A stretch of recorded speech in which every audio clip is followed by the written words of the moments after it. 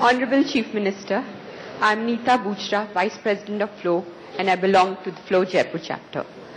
My question to you is, what would you do about the reservation bill, which is still pending in the Parliament, when you come to the centre? Thank you.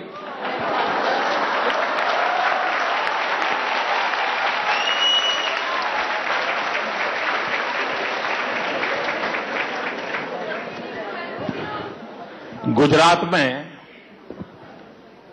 हमने assembly में एक act पास किया है और आपको जानकर के सविशेष खुशी होगी।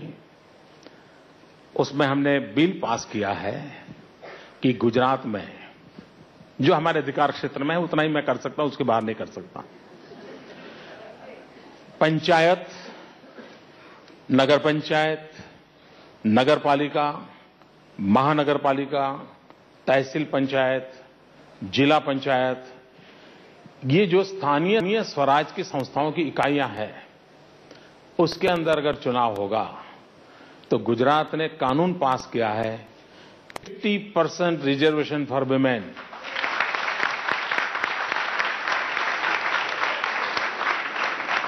लेकिन लागू नहीं कर पाया क्योंकि हमारे गवर्नर साहब ने उस बिल को रोक के रखा है और मेरा दुर्भाग्य है कि महिला गवर्नर होने के बावजूद भी वो अटका पड़ा है। मैंने कहा भागीदारी बढ़े, इसलिए हमको दो प्रकार से काम करना पड़ेगा।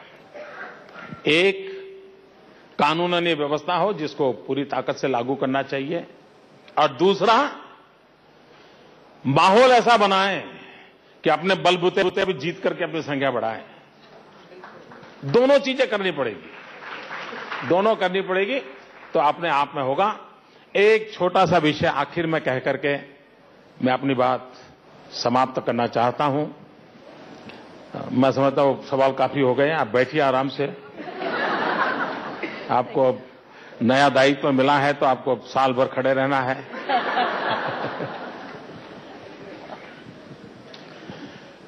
एक विषय जो मैं आप सबके सामने रखना चाहता हूं, जो शायद इस विषय से हट करके हैं, लेकिन मुझे जो माहौल दिख रहा है तो मेरा मन करता है कि मेरे मन की बातों को कह करके मैं उसको, हमारी इस बात को समाप्त करूंगा। इस समाज जीवन में हम जो कुछ भी हैं, जहां भी हैं, वो सिर्फ अपने कारण नहीं है। समाज का, देश का, प्रकृति का, परमात्मा का, हर एक का कोई न कोई कंट्रीब्यूशन है, तब जाकर हम यहां पहुंचे हैं। और इसलिए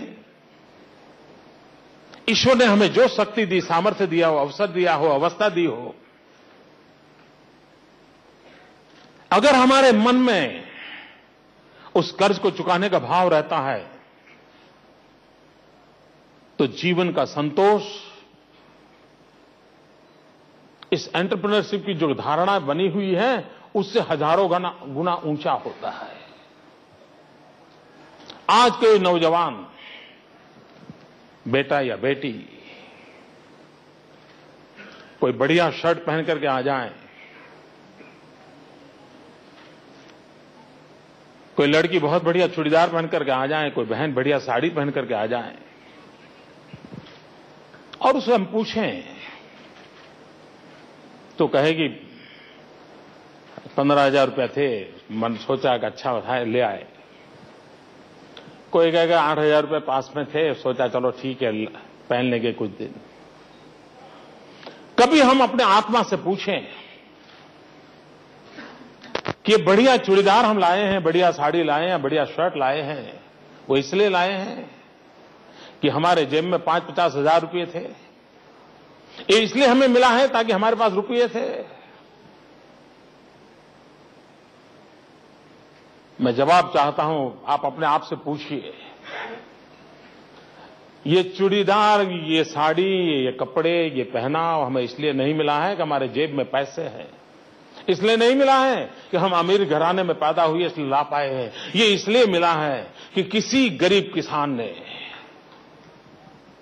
जून महीने की 40-45 डिग्री गर्मी में अपना खेत जोता होगा,